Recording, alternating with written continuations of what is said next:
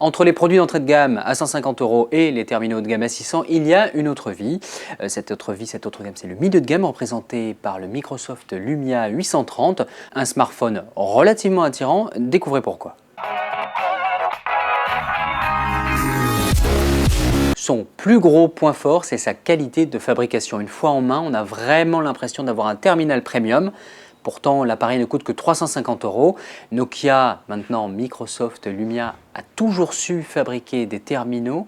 Et ici, l'agencement des composants est millimétrique et on a plus l'impression d'avoir un smartphone à 600 € qu'un smartphone à 350 €. Le deuxième point qui est très important dans ce smartphone, c'est son aboutissement. Ce n'est pas un smartphone très performant, il n'a pas les composants les plus puissants, mais la qualité d'intégration, la qualité du verre, la qualité de la dalle, qui pourtant n'est pas Full HD, fait qu'on a vraiment l'impression d'avoir un appareil de grande qualité sans pourtant devoir en payer le prix. Donc la dalle n'est qu'une 720p, mais à la lecture des sites internet, on a presque l'impression que c'est du Full HD.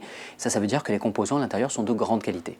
Par le passé, les Windows Phone étaient bridés en termes de mémoire intégrée. Ça voulait dire que vous achetiez une version 8, 16 ou 32 Go et vous ne pouviez pas rajouter de carte mémoire.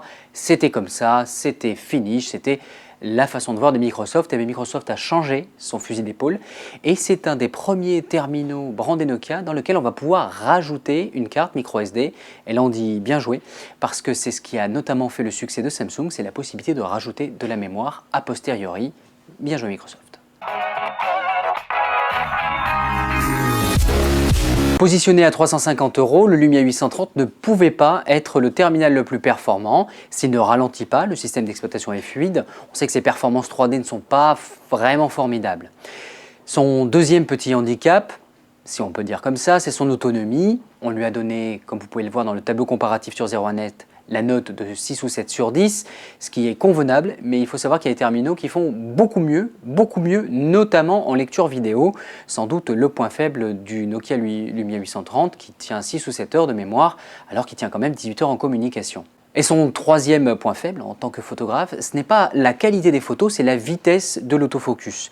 Nokia a toujours eu un grand savoir-faire en termes de captation d'images et de son, donc vous verrez, les vidéos sont relativement bonnes, le son bien enregistré, mais l'autofocus n'a rien à voir avec ce que vont proposer Samsung ou Apple sur leurs terminaux. C'est lent, ça pompe un peu et dès qu'il n'y a plus beaucoup de lumière, il n'y a plus personne.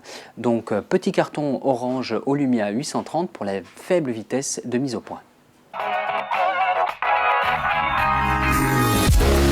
Le Lumia 830 nous a séduit par ça, par sa grande cohérence. Ce n'est pas le plus performant, ce n'est pas le plus rapide, mais il est très agréable à utiliser et si ses composants ne sont pas top-notch, eh bien, il y a une grande satisfaction à l'utiliser. Donc un terminal très équilibré qu'on vous recommande si vous avez le budget.